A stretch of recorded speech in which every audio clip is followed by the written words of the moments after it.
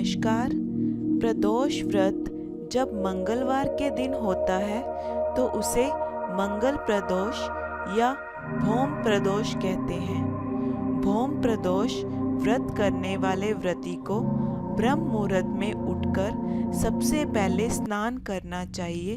इसके बाद भगवान का ध्यान करते हुए व्रत शुरू करें।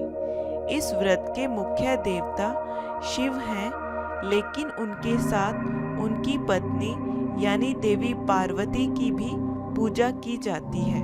इस व्रत को करने से लंबे समय के कर्ज से मुक्ति मिलती है। पूरा दिन निराहार रह के मन ही मन ओम नमो शिवाय बोलते हुए भगवान को स्मरण करते रहें। इसके बाद प्रदोष काल में फिर से स्नान करके पूरे विधि विधान से भगवान की पूजा करें। पंचामृत से स्नान करवा के जल अभिषेक करवाएं। शिवजी को बेलपत्र, चावल, फूल, धूप, दीप, फल, पान, सुपारी आदि चढ़ाएं। नैवेद्य अर्पित करें, आरती करें, कथा पढ़े या सुने, मंत्रों का उच्चारण करें। मंगलवार को प्रदोष तिथि आने के चलते इस दिन शाम के समय हनुमान चालीसा का पाठ करना लाभदायक होता है। इनके मंत्रों का भी उच्चारण करें।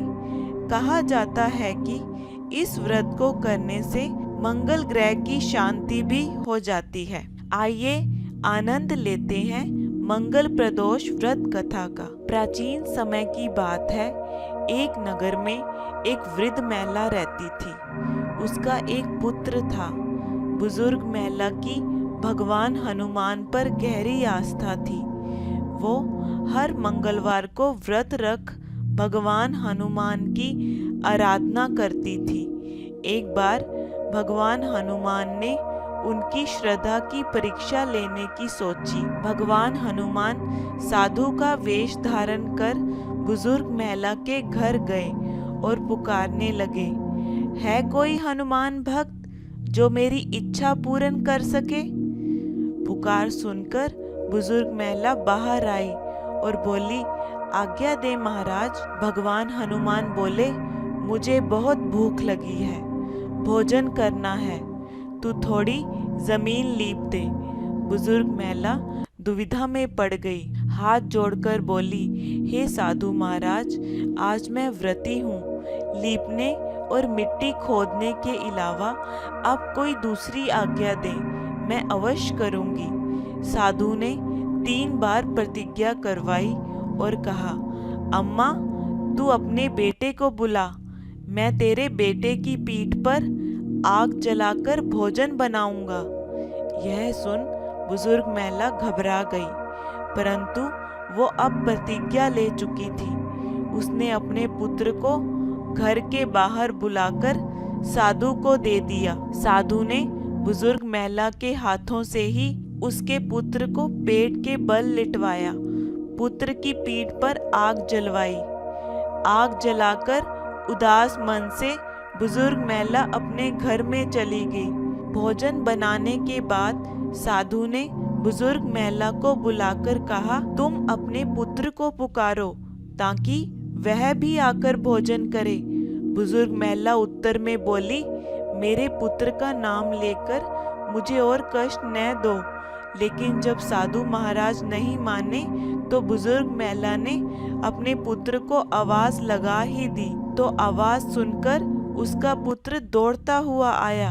अपने पुत्र को जीवित देख बुजुर्ग महिला को बहुत आश्चर्य हुआ और वह साधु महाराज के चरणों में गिर पड़ी। बुजुर्ग महिला की भक्ति देख भगवान हनुमान अपने वास्तविक रूप में प्रकट हुए और बुजुर्ग महिला को भक्ति का आशीर्वाद देकर अंतर ध्यान हो गए।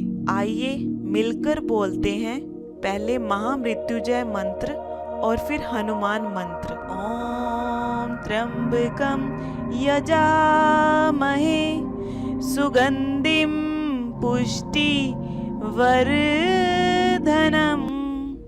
उर्वारुकमिव बन्धनात् मृत्योर्मुक्षीयमामृतात्। दूता। अब बोलते हैं हनुमान मंत्र। ओम हनुमते नमो नमः। श्री हनुमते नमो नमः। जय जय हनुमते नमो नमः। श्री राम दूताय नमो नमः।